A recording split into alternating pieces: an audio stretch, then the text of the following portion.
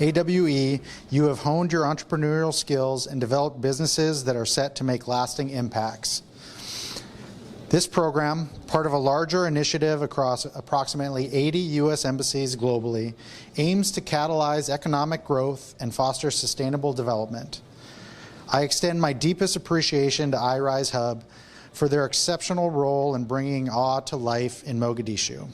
Your commitment to innovation and entrepreneurship has played a pivotal role in empowering these graduates, enabling them to contribute meaningfully to Somalia's economic landscapes. To the AWE graduates, congratulations on this momentous day. You stand as pioneers and examples of progress.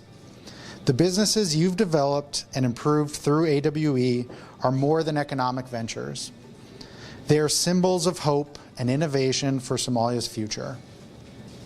Your AWE journey has been marked by resilience and ingenuity, the qualities that are vital in driving progress and prosperity.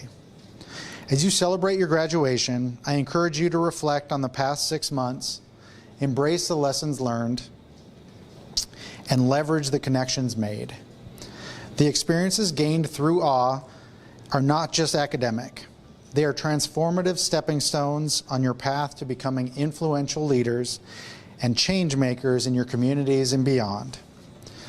Let me affirm that the United States is with you in spirit and support as you embark on your next chapter.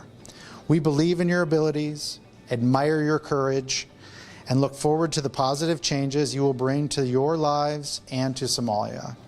Thank you, and it will be my privilege to present you with your well-earned certificate. waxaan maanta sharaf gaari ah inaan kala soo qayb galo horumarka abalaare aad sameyseen 30 arday ama muxuu ahaa xirfadlayaal ganacsi ee maanta ka qalin jabinaya macadka ka qalin jabinaya taas waxay noo tahay marka hore ka Soomaali ahaan farxad gaar ah anoo ku hadlay magaca dawladda federaalka Soomaaliya ka wasaarad ahaan oo wasaaradda shaqada iyo arrimaha bulshada waxay noo tahay farxad gaar inaan aragno hablo Soomaaliyeed oo maanta xirfado baranaya waliba ku saabsan xirfadaha xagga ganacsiga si ay u horumarsiin lahaayeen businesska ay leeyihiin iyo dhaqaalahooda inaan maanta aan u dabaaldegayno qalin jabinta gabdhaheena oo runtii muddo dheer kadib safar dheer kadib maanta ka qalin jabinaya programkii xiisaha lahaa ay ka soo qayb qaateen 6 bilood oo la soo dhaafay waxaan rabbi idinkaga baryayaa duulaa yiraahdo inuu idinku anfaco dhamaantiina waxaan u maleynayaa dhamaantiina maalinka bilaabaysan programka oon xasuusto qaybna aan ka ahay inaan maanta goobjoog ka noqdo mar kale inaan idinkoo dhameynayo